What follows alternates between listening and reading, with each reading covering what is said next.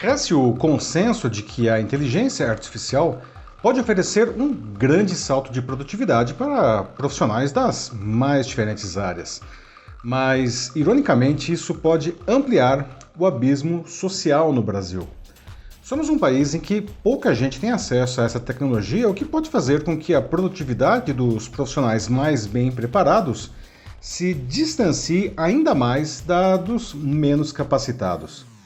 Uma pesquisa da Genial Quest divulgada na semana passada indica que apenas 21% dos brasileiros já usaram alguma ferramenta de inteligência artificial. A grande maioria deles está entre pessoas com curso superior e em classes sociais mais altas. São os mesmos indivíduos que já têm um acesso mais amplo e de melhor qualidade a equipamentos eletrônicos e à internet. Em um mundo profundamente digital, isso representa um inegável ganho competitivo. Ainda há muita gente sem acesso a elementos essenciais de bem-estar no Brasil, como saneamento básico e até eletricidade. Assim, preocupar-se com isso pode parecer um luxo, até uma futilidade. Mas se encararmos a inteligência artificial e a internet como as ferramentas de transformação social que são, entenderemos por que devem ser incluídas no pacote civilizatório que precisa ser oferecido a todos os cidadãos. O abismo digital que reforça o social é um problema de décadas em nosso país que não dá sinais de melhoria. E a popularização dos smartphones, que poderia indicar um aspecto positivo, não resolve verdadeiramente o déficit digital da população. Eu sou Paulo Silvestre, consultor de mídia, cultura e transformação digital, e essa é mais uma pílula de cultura digital para começarmos bem a semana, disponível em vídeo e em podcast. Bom, eu conversei sobre isso com o Felipe Nunes, que é o fundador da Quest, e ele explicou que a desigualdade social no Brasil se revela, por exemplo, na diferença entre escolas públicas e privadas no acesso a computadores e internet, o que, aliás, saltou aos olhos na pandemia, quando as crianças e jovens mais pobres não tinham como ter aulas online, né, por não terem computador ou acesso à internet em casa. E para ele, o resultado da pesquisa é só mais um dado dessa desigualdade. E de fato, quando as escolas estavam fechadas por conta do Covid-19, mesmo as escolas públicas ofereciam aulas online, mas muitos alunos não conseguiam aproveitar bem esse recurso porque não tinham computador em casa, não. E aí a experiência na tela pequena dos smartphones não era tão boa. Outros problemas enfrentados eram os pacotes de dados limitados das famílias, e a residência ter apenas um aparelho, um celular, que precisava ser compartilhado entre todos os membros para suas atividades diárias. A pesquisa da Genial Quest também indica forte correlação do uso da IA com as faixas etárias, pendendo para os mais jovens. 33% dos brasileiros entre 16 e 34 anos já usaram a inteligência artificial contra 19% entre 35 e 59 anos e apenas 6% entre os que têm mais de 60 anos.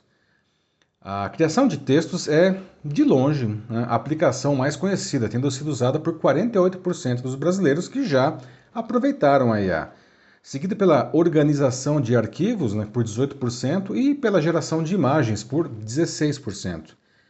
Sobre a percepção sobre os resultados, 76% dos usuários acharam a experiência positiva, 19% disseram que foi regular e apenas 3% não gostaram. Entre os usuários, 46% acharam que a IA é uma oportunidade para a humanidade, enquanto 37% a viram como uma ameaça e 17% não souberam o que dizer sobre isso. Há também medos em relação à IA, como ela ser usada para aumentar a desinformação, apontado por 82% das pessoas, para tornar grupos perigosos mais poderosos, para 81%, controle da população por governos autoritários, para 80%, manipulação da opinião pública, para 76%, e piora justamente na desigualdade social, para 76%. E esses medos são expressivos, esses números são bem expressivos, ainda mais se considerarmos que a maioria acha a IA uma oportunidade, com ampla vantagem para os que a veem como positiva. Mas uma coisa é sentir os benefícios da tecnologia no seu cotidiano, outra é entender de verdade os riscos que ela oferece. Para o Felipe, a IA é um campo imenso de possibilidades que ainda estamos longe de compreender inteiramente. E ele acredita que todo mundo tem atualmente apenas uma pequena ideia do que está por vir nessa tecnologia. Bom, segundo outra pesquisa, a edição mais recente da TIC Domicílios sobre o uso de tecnologia nas residências no país, que foi divulgada em agosto do ano passado pelo CETIC-BR, 29,4 milhões de brasileiros não têm acesso à internet, não é nem inteligência artificial, sendo 17,2 milhões deles nas classes D e E e 10,3 milhões na classe C. O acesso feito exclusivamente pelo smartphone acontece em 58% da população conectada, mas esse número chega a 87% no caso da classe D e E. E isso impacta diretamente as habilidades digitais dos usuários. Por exemplo, 71% das pessoas que estão online pelo computador e pelo smartphone verificam se uma informação que receberam é verdadeira, contra apenas 37% dos conectados apenas pelos celulares. Dar acesso à internet e à inteligência artificial são, portanto, cada vez mais críticos para o desenvolvimento pessoal e profissional do indivíduo. Mas é preciso também melhorar o nível do letramento digital das pessoas, para que façam um uso verdadeiramente positivo desses recursos tão poderosos.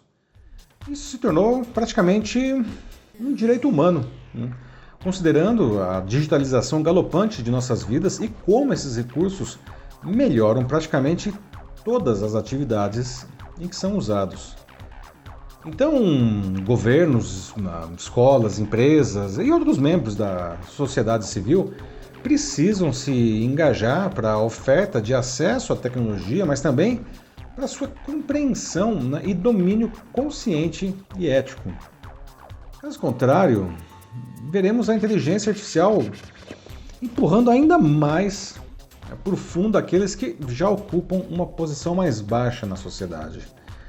Afinal, não é essa tecnologia que roubará seus empregos, e sim aquelas pessoas que estiverem se apropriando e usando melhor os seus recursos. É isso aí, meus amigos. Me diga uma coisa, em que grupo você está no uso da inteligência artificial? Você acha que aproveita tudo o que ela oferece? Você tem algum receio, algum medo sobre essa tecnologia? Se você quiser conversar sobre isso na sua empresa ou instituição, mande uma mensagem aqui para mim que vai ser um prazer conversar com vocês.